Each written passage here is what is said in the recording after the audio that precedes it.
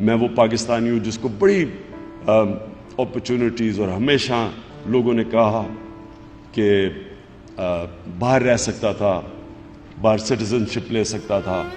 کبھی میں نے سوچا بھی نہیں کہ میں پاکستانی پاسپورٹ کو گیو اپ کروں گا، کیونکہ میں بلیو کرتا ہوں کہ ہمارا ملک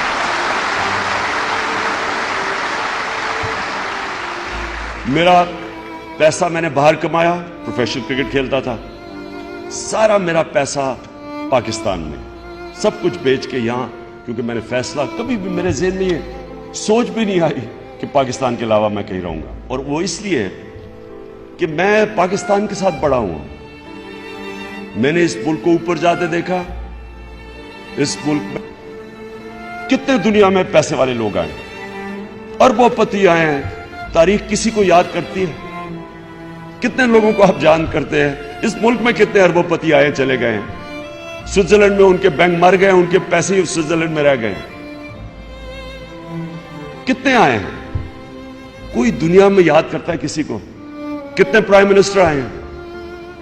پرائم منسٹر میں کہیں ابھی دیکھتا ہوں کہ فنکشنز کے اندر بیچاروں کو پوچھتا کوئی نہیں، کونے میں بیٹھے ہوتے ہیں، کوئی پوچھتا نہیں ہے.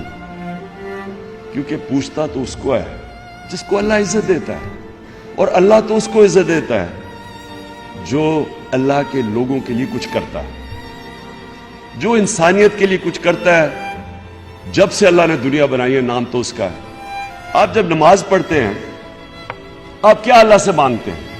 5 وقت کی نماز میں ایک ہی چیز مانگتے ہیں نا، کہ اللہ ان کے راستے پہ لگا جن کو تو نے نعمتیں بخشی. ایک ہی چیز مانگتے ہیں نا، باقی تو اللہ کا آپ شکر ادا کرتے ہیں. آپ اللہ کو کہتے ہیں کہ میں صرف اللہ تیری عبادت کرتا ہوں، تیرے سے مدد مانگتا ہوں، رحمان اور رحیم ہے تو. لیکن آپ مانگتے ایک چیز ہے کہ اللہ ان کے راستے پہ لگا جن کو تو نے نعمتیں بخشی. وہ کون تھے؟ وہ پیغمبر تھے. سارے جتنے پیغمبر آئے ہیں آپ ان کے راستے کے لیے ہر روز نماز پڑھتے ہیں. وہ جتنے بھی پیغمبر تھے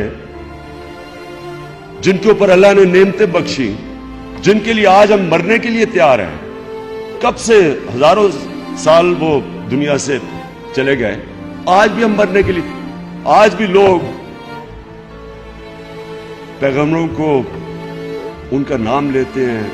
ہم اپنے نبی کے لیے جان دینے کے لیے تیار ہیں. تو کیا وجہ تھی کہ اللہ نے ہم جب کہتے ہیں کہ اللہ ان کے راستے پہ لگا، تو ان کا راستہ کیا تھا؟ سارے پیغمبر، جتنے بھی پیغمبر آئے تھے وہ حق اور سچ کے لیے آئے تھے، وہ سوشو اکنامک جسٹس کے لیے آئے تھے. حضرت موسیٰ رومن جو فرعون تھا اس کی فرعونیت کے خلاف آئے تھے، انصاف کے لیے آئے تھے. حضرت عیسیٰ کے اوپر ایک بڑی زبردست کتاب ہے، ایک رضا اسلام نے لکھی ہے، دی زیلٹ. وہ کہتے ہیں وہ فریڈم فائٹر تھے. وہ جو رومنز کی امپیریلزم تھی اور جو جوئش کلرجی تھی، جو جوئش ایلیٹ تھی، اس کے خلاف عام آدمی کے لیے کھڑے ہوئے تھے. اور ہمارے نبی مکہ کی ایلیٹ کے خلاف کھڑے ہوئے تھے. وہاں بھی بڑا امیر تھا اور غریب تھا.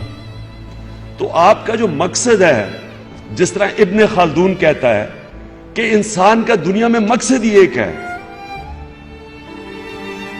To fight for a just society, انصاف کے لیے کھڑے ہو. یہ سارے پیغمبروں کا بھی یہ مقصد تھا. یہ آپ کا بھی اللہ نے جو دنیا میں بھیجا ہے. اپنے سے پوچھیں کہ میں اس دنیا میں کیا کر رہا ہوں؟ آپ دنیا میں ایک عدل اور انصاف کے نظام کے لیے آئے ہیں. اور دیکھیں، سب سے پہلے تو آپ کو سب کو ایک چیز سمجھنی چاہیے کہ اللہ نے آپ کو اشرف المخلوقات بنایا ہے، آپ کو فرشتوں سے بھی اوپر بنایا ہے. مولانا رومی کہتا ہے کہ انسان جب اپنے نفس پہ اور میں پہ قابو پا جاتا ہے تو فرشتوں سے بھی اوپر چلا جاتا ہے. لیکن جب وہ اپنی میں کا غلام بن جاتا ہے وہ جانوروں سے بھی نیچے چلا جاتا ہے. قرآن کی آیت ہے کہ جب انسان گرتا ہے جانوروں سے بھی نیچے چلا جاتا ہے. جانور تو کھا کے پیٹ بھرتا ہے، اس کے بعد وہ اس کے سامنے، شیر کے سامنے ہرن پھرتے رہے، اسے پرواہ نہیں ہوتی، کھا پیٹ بھرا ہوتا ہے اس کا. یہاں تو پیٹ ہی نہیں بھرتے جانوروں کے، کیونکہ جب انسان میں انسانیت نہ ہو وہ عقل مند جانور رہتا ہے. انسان تو انسان تب ہے کہ جب اس میں انسانیت ہو. جانور بھی آتا ہے دنیا میں, کھاتا ہے, بچے پیدا کرتا ہے اور مر جاتا ہے. تو انسان تو تب ہے جب اس کو یہ فکر ہو کہ میں کسی کو جواب دے ہوں, میں اس کسی مقصد کے لیے اس دنیا میں آیا ہوں. نہیں تو وہ بھی کھا پی کے چلا جاتا ہے. اس لیے اپنا پہلے مقام سمجھیں. آپ کو اللہ نے جو پوٹینشل دیا ہے وہ فرشتوں کو نہیں دیا.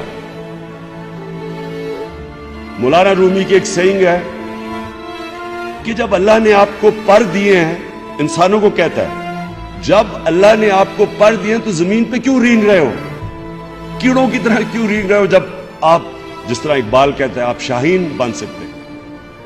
تو دیکھیں یہ بڑا ضروری ہے سمجھنا کہ انسان ایک بڑا انسان بنتا کیسے, لیڈر بنتا کیسے. اور وہ سب سے بڑی چیز یہ ہوتی ہے کہ وہ ایک بڑا انسان بڑی سوچ رکھتا ہے. جتنی آپ کی بڑی خواب اتنا بڑا انسان. اگر آپ کی سوچ ہی چھوٹی سی ہے, میں کھا پی کے چلا جاؤں گا, تو آپ اتنا ہی ہے جتنا مرضی انٹیلیجنٹ ہو. جتنی آپ کی بڑی خواب اور ڈریم اور سوچ ہوگی ادھر ہی آپ پہنچیں گے. اب جو ڈریم بڑی ہوتی ہے وہ ہمیشہ اس آدمی کی ہوتی ہے جو اپنی میں سے باہر نکلتا ہے, جو اپنا سوچتا ہے, جو میں پہ فیصلے کرتا ہے.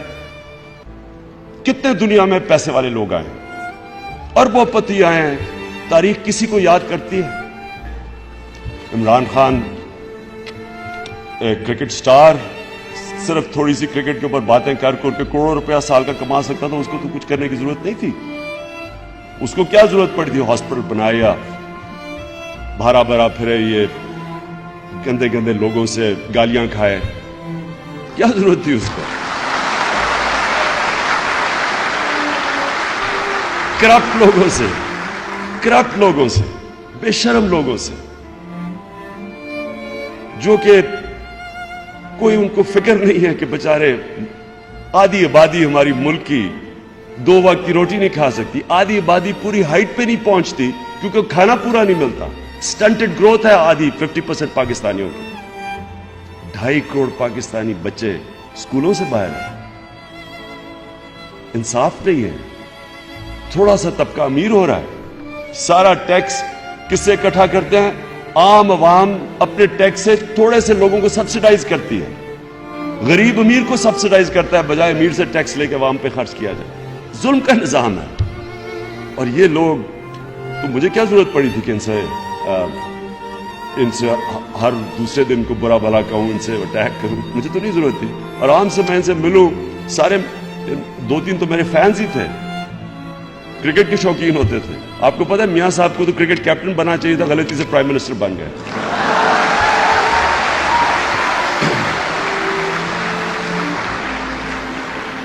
اس لیے یاد رکھنا, یہ لا الہ الا اللہ میں پورا فلسفہ ہے. اللہ کے سوا کوئی خدا نہیں ہے. کیونکہ جب آپ کسی کو بھی, اب ہو کیا رہا ہمارے ملک میں, مغربی تہذیب ٹھیک ہے, لیکن اس کو اینالائز کرو. علامہ اقبال کی گریٹنس کیا تھی؟ علامہ اقبال کی جینیس یہ تھی کہ انہوں نے ویسٹرن فلاسفرز کو اسٹڈی کیا. قرآن کو وہ جانتے تھے, اسلام کے فلاسفرز کو وہ اسٹڈی کیا, مولانا رومی کو انہوں نے اسٹڈی کیا, اور پھر اوریجنل تھاٹ لے کے آئے. اوریجنل تھنکنگ تھی, اور صرف اوریجنل کی ویلیو ہے, کاپی کی کوئی ویلیو نہیں ہے. اچھے سے اچھی پینٹنگ پکاسو کی آپ کاپی کر لیں, اس کی کوئی ویلیو نہیں ہے. اوریجنل تھاٹ کی ویلیو ہے. اور کبھی بھی غلام انسان اوریجنل تھنکنگ نہیں کر سکتا. جب آپ کسی تہذیب کے غلام بن جاتے ہیں, آپ اچھے غلام ہی بن سکتے ہیں. وہ بھی اپنی جینے پھاڑیں گے, آپ بھی جینے پھاڑ دیں گے. وہ گول گول ان کے پہنیں گے, آپ شروع کر دیں گے, وہ کریں. اچھے غلام بن سکتے ہیں.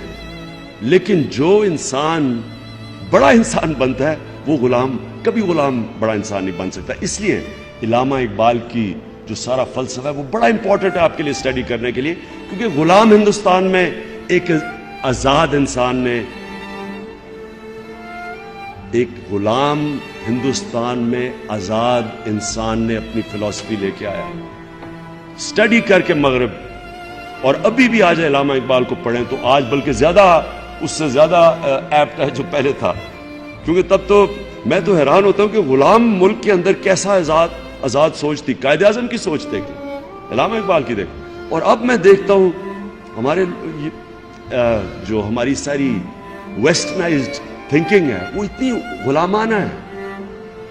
تو برے وقت کو ہینڈل کرنا, ہار نہ ماننا, غلطیوں کو اینالائز کرنا, اور اینالائز ایسے کرو کہ آپ اپنے بیسٹ کرٹک ہو. آپ کو کسی کی کرٹیسزم یا آپ میں ابیلٹی ہونی چاہیے. مثلا آپ کے یہاں فیکلٹی بیٹھی ہوئی ہے, میں جب آپ نے جب فیل کرے کہ مجھے برا وقت ہے, آپ کو پتا ہونا چاہیے کون سی فیکلٹی سے مجھے کون سا ایڈوائس ملے گا. یہ آپ میں کیپیبلٹی ہونی چاہیے.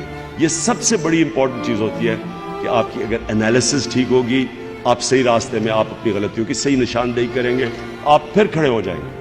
یہ ہوتا ہے اگر آپ کی انالیسس غلط ہو جائے, اور وہ عموماً یہ ہوتا ہے کہ آپ ڈیمورلائز ہو جاتے ہیں. ہار آپ کو جب ڈیمورلائز کر دیتی ہے تو ڈیمورلائزیشن میں آپ غلطیاں کرتے ہیں, آپ کمپرومائز کرتے ہیں. مجھے بڑی دفعہ لوگوں نے کہا عمران صاحب آپ اکیلے نہیں کچھ کر سکیں گے. یہ دیکھیں نا, یہ نون لیگ اور بس دو پارٹی کبھی ٹو پارٹی سسٹم میں تھرڈ پارٹی نے کبھی بریک تھرو نہیں کیا.